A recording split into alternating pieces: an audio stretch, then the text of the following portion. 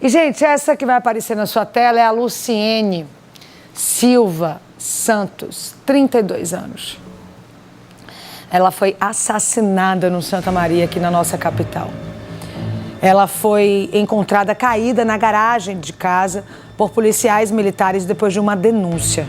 A irmã do suspeito falou sobre o crime. O suspeito se apresentou à polícia ontem e foi liberado em seguida. A reportagem é de Marcos Couto.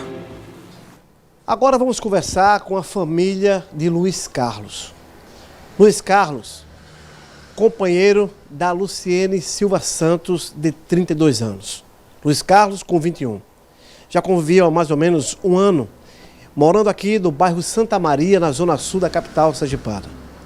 A noite do dia 18 ficou marcada, e a madrugada principalmente no dia seguinte, quando o corpo da Luciene foi encontrado ensanguentado, praticamente na área da residência.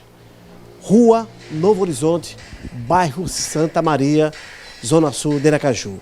Aqui, a mãe do jovem Luiz Carlos. A mãe dele, aqui do lado, a irmã.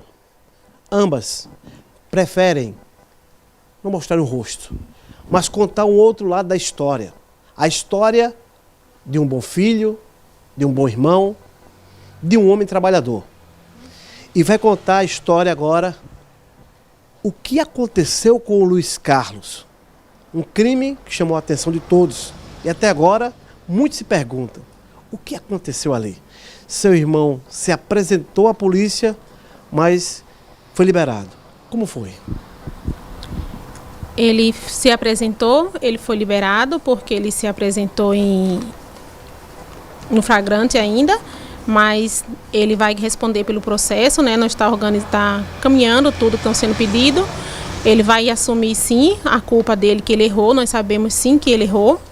Ele tem que pagar pelo que ele fez, né? Isso é justo. Ele estava tomando medicamento, ele foi encaminhado para o CAPES no início do ano. Os medicamentos ele começou a tomar, mas ele não terminou os medicamentos, né? Então isso dificulta muito também, né? Porque nós sabemos que a nossa cabeça é o nosso principal, né? E quando a nossa cabeça não está boa, tanto ele como qualquer outro de nós podemos fazer coisas erradas. Não justifica, né, o que ele fez, a gente entende isso, nós somos família também, nós somos mãe também, entendemos tudo o que está acontecendo, né? Mas precisamos também ter cuidado com a nossa mente jovem, né? Ajudar os nossos jovens. No mundo de hoje está tudo muito difícil, com ansiedade, com tantos problemas, né? Com depressão. Então ele estava tomando medicamentos. Então a gente não sabe dizer o que aconteceu, né? A gente também queremos entender o que aconteceu, né? Está difícil para todo mundo. Minha mãe para o hospital hoje, minha avó com 82 anos também passou mal ontem. Então está tudo muito difícil, tanto para a nossa família como para a família de Luciene, que era uma pessoa que a gente gostava muito. No carro ou na delegacia, ele contou o que? A polícia contou o que a vocês? Na delegacia, ontem mesmo ele não tinha condições de falar, porque ele foi dispensado na DHPP e ele foi também no CAPES, então não tinha condições, ele não falava ontem, ele estava muito nervoso, ele até tomou remédio. Na delegacia deram calmante a ele, então ontem realmente ele não falou nada, quase nada, né? O pouco que ele falou referente à saída, porque a informação que ele estava trabalhando, ela também, os dois chegaram na casa, conversaram e decidiram fazer um lanche. Foram até um churrasquinho, comeram churrasco, próximo à igreja católica aqui no bairro Santa Maria, e depois retornaram para casa. E ali ele chegou a dizer o quê? Ele falou isso na delegacia, ele falou justamente isso, e ele falou que quando chegou em casa, eles já vinham há uns dias já meio com dificuldades, e quando chegou em casa deitaram para dormir.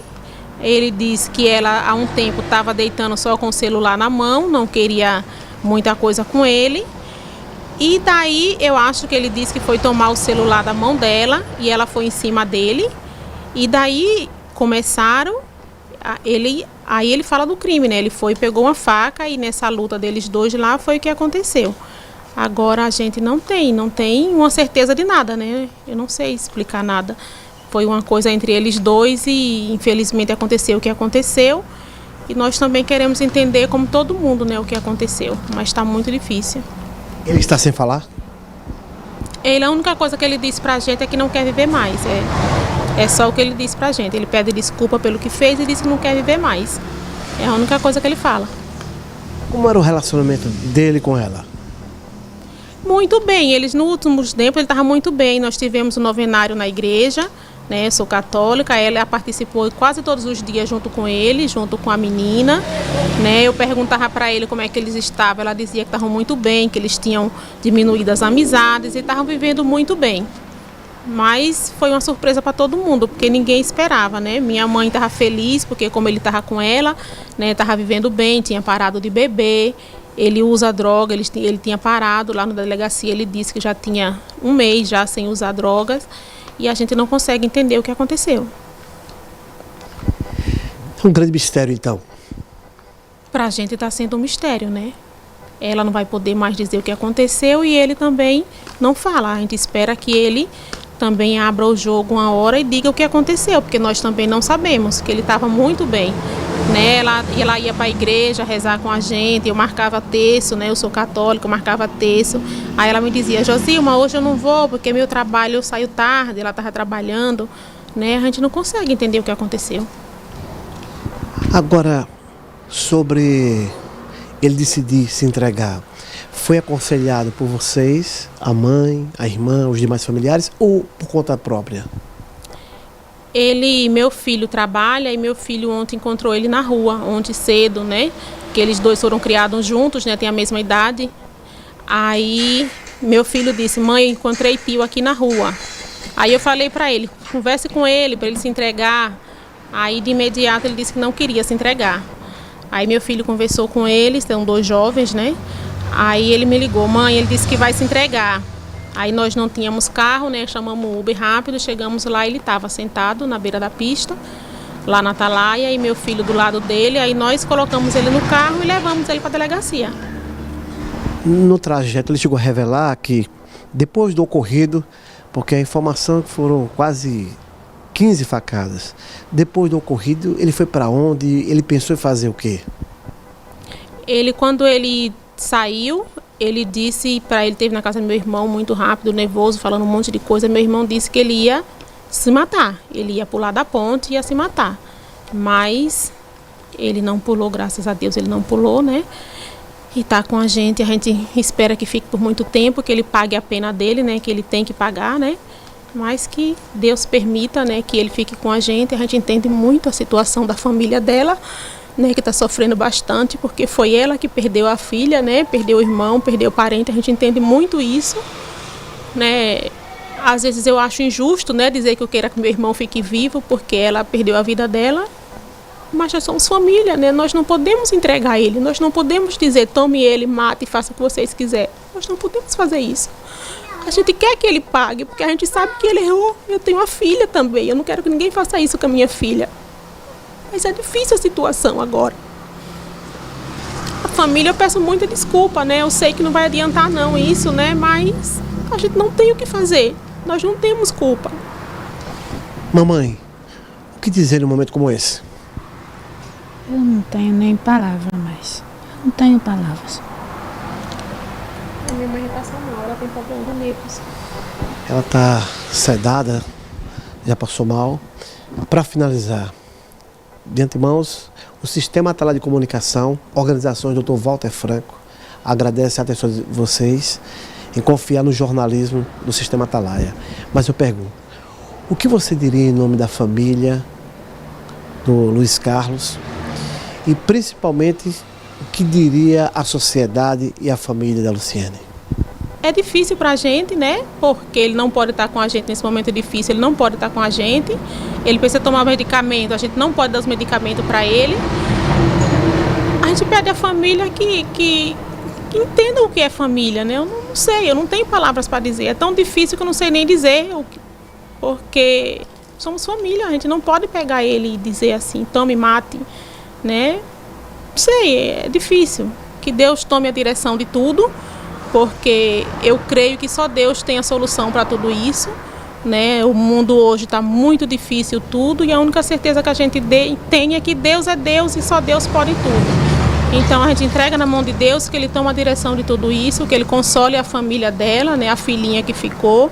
A filhinha dela estava na catequese na igreja comigo, eu sou catequista, né? Então para a gente é muito triste. Eu sou uma mãe, eu sou católica, eu sou cristã, eu sigo o que eu consigo da igreja, né? E eu sei que tudo isso é difícil, eu sei que ele está errado, mas nós somos família. Que a sociedade entenda que somos família, né? Não sei, é bem difícil.